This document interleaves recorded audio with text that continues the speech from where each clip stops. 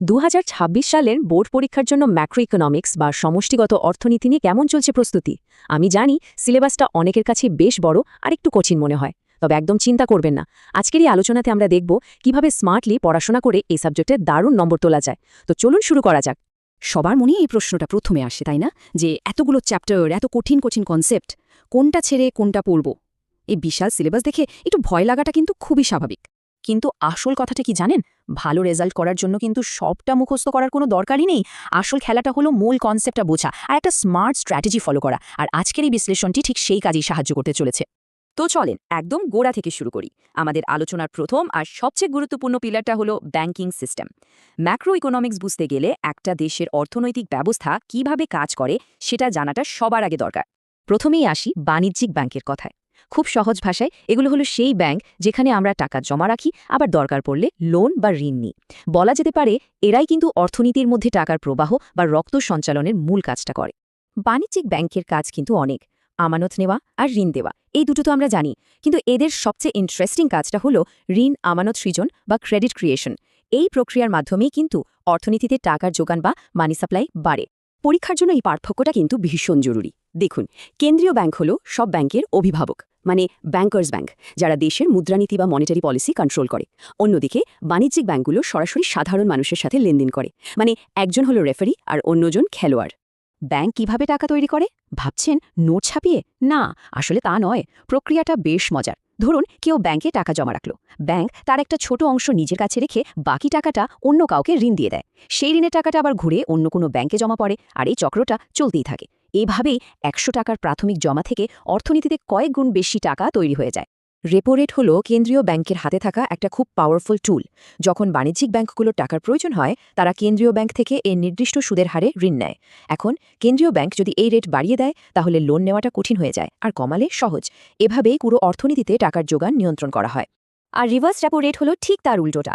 যখন বাজারে খুব বেশি টাকা চলে আসে আর ইনফ্লেশন বা মুদ্রাস্ফীতির ভয় থাকে, তখন কেন্দ্রীয় ব্যাংক নিজেই বাণিজ্যিক ব্যাংকগুলোর থেকে টাকা ধার করে। এর ফলে বাজার থেকে অতিরিক্ত টাকাটা উঠে আসে। এই দুটো রেট ব্যবহার করেই মানি সাপ্লাইকে কন্ট্রোলে রাখা হয়। আচ্ছা, এবার আসি আমাদের সেকেন্ড পিলারটাতে, যেটা আমাদের সবার জীবনকে সরাসরি প্রভাবিত করে। সেটা হলো মুদ্রাস্ফীতি বা ইনফ্লেশন। কেন জিনিসপত্রের দাম বাড়ে আর অর্থনীতিতে এর প্রভাবটাই বা কী? চলুন দেখি। খুব সহজ কথায় মুদ্রাস্ফীতি মানে হলো টাকার ভ্যালু বা ক্রয় ক্ষমতা কমে যাওয়া। মানে আজকে 100 টাকা দিয়ে যা কেনা যাচ্ছে, 1 বছর পর হয়তো আর সেটা কেনা যাবে না। এক কথায় জিনিসপত্রের দামের ক্রমাগত বেড়ে চলাকেই আমরা মুদ্রাস্ফীতি বলি। এখন প্রশ্ন হলো, দাম বাড়ে কেন? এর পেছনে মূলত দুটো কারণ থাকে। একটা হলো চাহিদা বৃদ্ধিজনিত বা ডিম্যান্ড পুল ইনফ্লেশন, মানে বাজারে জিনিস কম কিন্তু কেনার লোক বেশি। আর দ্বিতীয়টা হলো ব্যয় বৃদ্ধিজনিত বা কস্ট পুশ ইনফ্লেশন, যেটা হয় যখন জিনিস তৈরির খরচ, যেমন কাঁচামালের দাম বা মজুরি বেড়ে যায়। এটা অর্থনীতির জন্য একটা খুব অদ্ভুত আর বিপজ্জনক অবস্থা। স্ট্যাগফ্লেশন মানে হলো একদিকে জিনিসপত্রের দাম হু হু করে বাড়ছে, মানে হাই ইনফ্লেশন, আবার অন্যদিকে দেশের অর্থনৈতিক বৃদ্ধিও প্রায় থেমে গেছে, মানে বেকারত্ব বাড়ছে। ভাবুন, দুটো খারাপ জিনিস একসাথে ঘটছে। তো আমাদের ফাইনাল পিলারটা কি? সেটা হলো সরকার। সরকার কিভাবে তার নীতি আর বাজেটের মাধ্যমে অর্থনীতিকে নিয়ন্ত্রণ করে? চলুন এবার সেই দিকটা একটু ভালো করে বুঝে নিই। রাজনীতি বা ফিসকাল পলিসি হলো সরকারের হাতে থাকা সবচেয়ে বড় অর্থনৈতিক অস্ত্র। সরকার তার আয়, মানে ট্যাক্স, আর তার বিভিন্ন খাতের ব্যয়কে কাজে লাগিয়ে দেশের অর্থনীতিকে সঠিক পথে চালনা করে।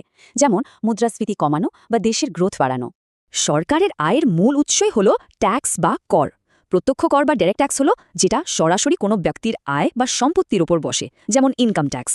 আর পরোক্ষ কর বা ইনডিরেক্ট ট্যাক্স বসে জিনিসপত্র বা সার্ভিসের ওপর, যেমন জিএসটি। এই ট্যাক্সটা কিন্তু আমরা সবাই দিই যখনই কিছু কিনি। এই স্লাইডে 3 ধরনের কর ব্যবস্থা দেখানো হয়েছে। দেখুন, সমানুপাতিক বা প্রপোর্শনাল সিস্টেমে ধনী গরিব সবাই একই হারে কর দেয়। প্রগতিশীল বা প্রোগ্রেসিভ সিস্টেমে যার আয় যত বেশি তার করের হারও তত বেশি। আর অধোগতিশীল বা রিগ্রেসিভ সিস্টেমে ঠিক উল্টোটা হয়, যেখানে গরিবদের উপর করের বোঝাটা তুলনামূলকভাবে বেশি পড়ে। ফিসক্যাল ঘাটতি বা রাজকোষ ঘাটতি, এই টার্মটা আমরা খবরে প্রায়ই শুনি। এর মানে কি? খুব সহজ। যখন সরকারের মোট খরচ তার মোট আয়ের ঋণ ছাড়া থেকে বেশি হয়ে যায়, তখন যে পার্থক্যটা থাকে সেটাই হলো ফিসক্যাল ঘাটতি। এটা থেকে বোঝা যায় যে দেশ চালাতে সরকারকে কতটা ধার করতে হচ্ছে। এটা হলো ফিসক্যাল ঘাটতিরই একটা স্পেসিফিক অংশ। যখন সরকারের দৈনন্দিন খরচ, যেমন ধরুন সরকারি কর্মীদের বেতন বা ভর্তুকি দেওয়ার খরচ, তার দৈনন্দিন আয় মানে ট্যাক্স থেকে পাওয়া টাকার চেয়ে বেশি হয়ে যায়, তখন তাকে রাজস্ব ঘাটতি বলে। আমরা প্রায় শেষের দিকে চলে এসেছি। এতক্ষণ ধরে যা যা আলোচনা হলো তার উপর ভিত্তি করে পরীক্ষার জন্য ফাইনাল স্ট্র্যাটেজিটা কি দাঁড়ালো? সুতরাং মূল কথা হলো এই ৩টা পিলার বা স্তম্ভ। ১. ব্যাংকিং সিস্টেম আর সেটা কিভাবে টাকা তৈরি করে। ২. মুদ্রাস্ফীতি কেন হয় আর কত রকমের হয়। আর ৩. সরকারি নীতি আর বাজেট। এই ৩টা বিষয়ের মূল ধারণা যদি একদম পরিষ্কার থাকে তাহলে ম্যাক্রো ইকোনমিক্সের যে কোনো উত্তর দেওয়াটা কোনো ব্যাপারই না। আসল খেলাটা কিন্তু মুখস্থ করার নয়, বরং বোঝার। যখন কেউ একটা বিষয়কে ভেতর থেকে ভালো করে বুঝতে পারে তখন নিজের মতো করে গুছিয়ে উত্তর লেখাটা অনেক সহজ হয়ে যায়। আর পরীক্ষাতেও কিন্তু সেটাই দেখা হয় যে কনসেপ্টটা কতটা পরিষ্কার। শেষে শুধু একটা প্রশ্ন রেখে যাচ্ছি, এই বিষয়টা কি শুধু পরীক্ষায় নম্বর তোলার জন্য পড়া হবে, নাকি আমাদের চারপাশের অর্থনীতিকে সত্যি সত্যি বোঝার জন্য? সিদ্ধান্তটা কিন্তু যার যার নিজের। আশা করি এই আলোচনাটি আপনাদের প্রস্তুতিতে অনেক সাহায্য করবে। সবার জন্য অনেক শুভেচ্ছা রইল।